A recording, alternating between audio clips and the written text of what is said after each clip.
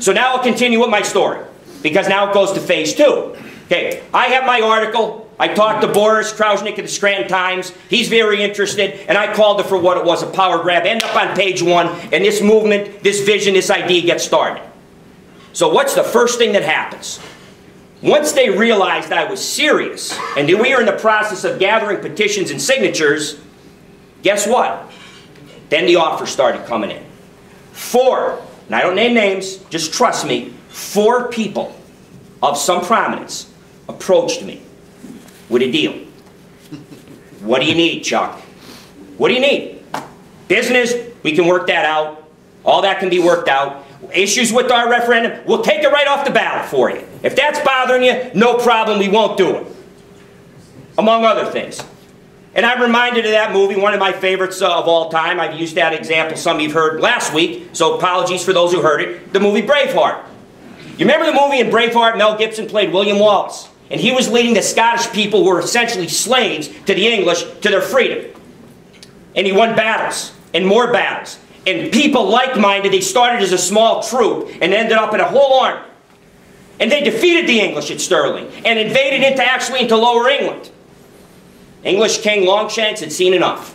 He dispatches the Princess of Wales. Promised him estates and titles in Scotland, estates and titles in England. Wealth beyond his wildest dreams in land, because land ownership back in the 12 and 1300s was pretty big. Along with the chest of gold that she delivered to him personally. And as he said to her, as he looked right at her and said, "So I should become Judas?" And she said, "Peace is made in such ways." And he said, "No, slaves are made in such ways." Not interested in it. It wasn't about me to begin with. So that was the first step. Then they go to plan B, which is always what happens. And what's plan B? Plan B is, we need to now start threatening, intimidating people. Good old-fashioned politics, as it's been done here for 100 years. And you read about that story. Threatening people with their jobs. Not even the person with the job, the father of the person with the job. How good is that? Well, that plan, obviously you read front page. That plan didn't work too good either, did it? Then they go to the final. All of what's wrong and corrupt in our system and dysfunctional was on display in 2 weeks, folks. Then they go to plan C, the third plan. None of it worked. We tried to buy him, didn't work. We tried threats and intimidation, didn't work. Guess what the third part of the plan is? Sneak meeting. Sneak meeting. How good is that? A sneak meeting. They had a published meeting February 13th. And guess what? When they heard about our crowd of choices, thanks to my friend Steve Corbett back there and others that publicized that meeting, they realized, we didn't think there's any way he can get the signatures, but geez, this just might happen. People might just get involved enough and care enough to get involved. So you know what they did? They resorted to dirty trick number 3. They took their February 13th meeting and they checked the law. And I'm a lawyer, and I don't mean to get into complicated statutes here, but I'll explain it as best I can, and simply as I can, and it's this.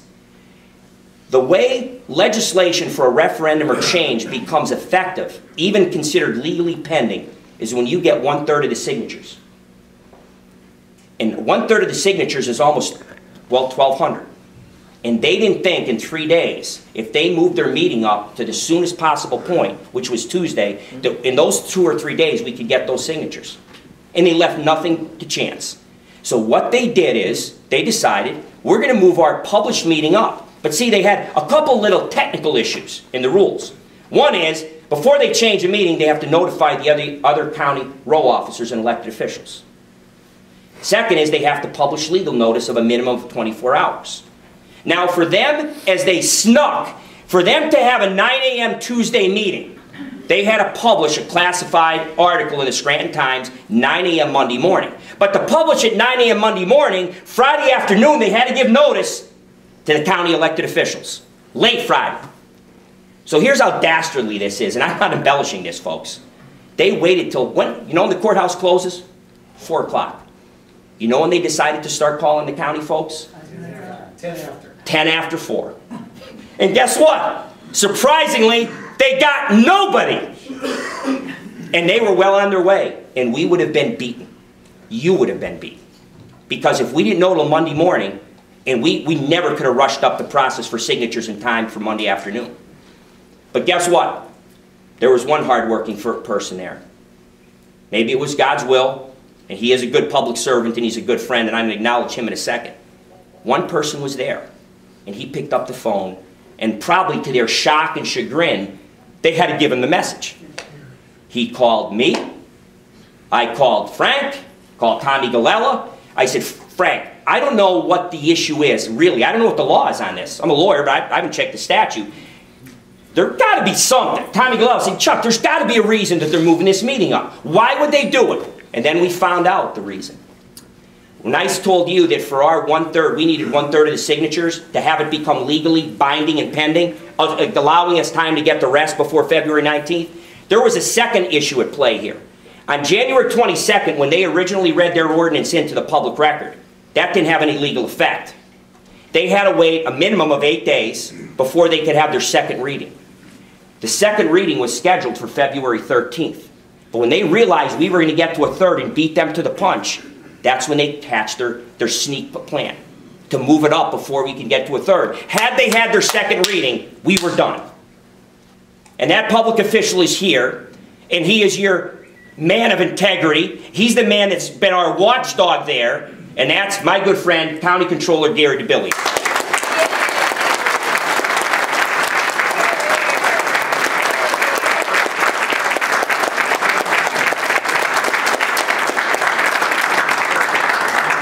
And let me tell you something, before I go any further, about Gary.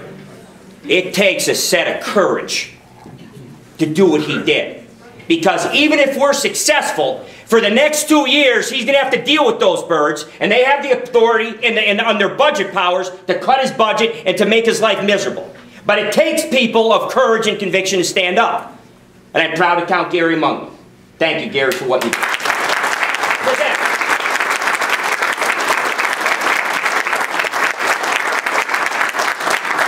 Now the story goes back to you. Because without your effort, we, as I said, in under 2 days, on a frigid weekend, Super Bowl weekend with a lot of people being out, in less than 48 hours, came up with 2,760 signatures. You think they care? You think people really? You think there's no hope out there? No, it's there. They're starting to believe. And they're believing because of your message. And from that point on, we have had the initiative. We've been 3 steps ahead of them. And we're going to keep the initiative and stay 3 steps ahead of them. But as I said earlier, nothing I could say could better illustrate what we're fighting against than those tricks. Except they say maybe the best for last. They had one last trick. So we go down to the courthouse, 3 o'clock on Monday afternoon, and guess what? We beat them. We used the law, the United States Constitution, and the Pennsylvania Constitution that spelled out our rights. And we exercised those rights. So guess what they came up with then? We're not taking them. Not taking them. For the first time in the history of America, they would not take 2,700 signatures from people that voted and elected them into office. What is this really about, folks? Has it really gotten that bad? Do we really have to take their cold, dead hands off those jobs because they value them and covet them so much that they've lost sight of what they're supposed to be representing? One leader said, and I'll never forget, "You have to matter more than me, or I'm not qualified to be your leader." It's not about my office. It's about what that office does to help you. They don't care about that. They lied, they cheated, they stole, they threatened, they bribed. They did everything they could do to make us go away. But we're here, and we'll stay here. So, thanks to, Pat Kane over there, and I see Todd Johns. You know about Frank Ruggiero. Frank's been in the paper a lot, too, so I know you know him. But those guys stood there for 3 hours, had to be escorted out by the sheriff's department, and then you get to the point, like, I wonder what those folks are doing over there. They have the Scranton Times there for 3 hours with the photographer. And for 3 hours, they obstructed. They pretty much tried to intimidate. They wouldn't take them. We had to serve notice over in the commissioner's office. They were hiding behind their desks. They didn't want to acknowledge people were knocking on the door to serve them. in our country, in America, this is going on. It has to change, folks. It has to change. And we're going to change it. We have a lot of work ahead of us.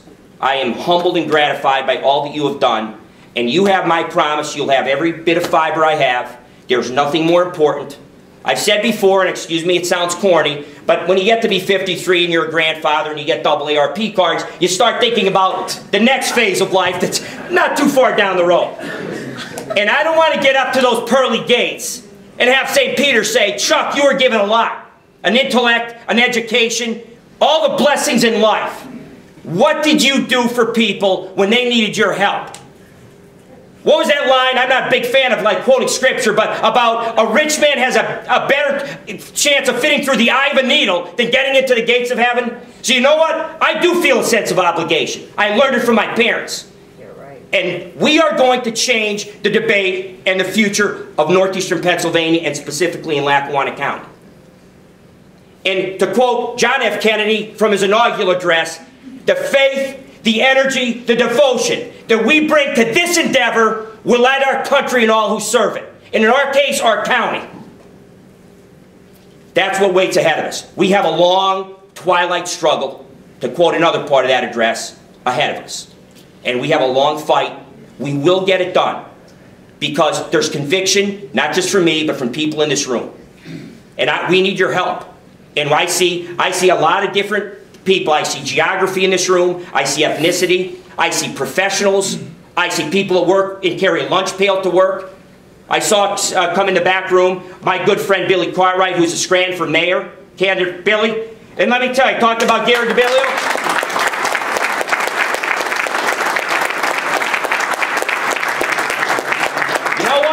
Whatever else I could say good about, I could say a lot of good things about Billy Cartwright, the Scranton tax collector. Here's the best thing I could say about him. Courage to come here tonight. Do you know the pressure he's under running a mayor's race not to show up? The people he may offend? In fact, one of his neighbors is a commissioner that, if we're successful, is going to have to find work. Too bad. That's courage. That's what we need, that kind of leadership. Gary DeBillio, standing up, even when he has to, for 2 years, live with the consequences of those actions. Courage, we need more of it. I'm happy they've stood up. I also want to acknowledge...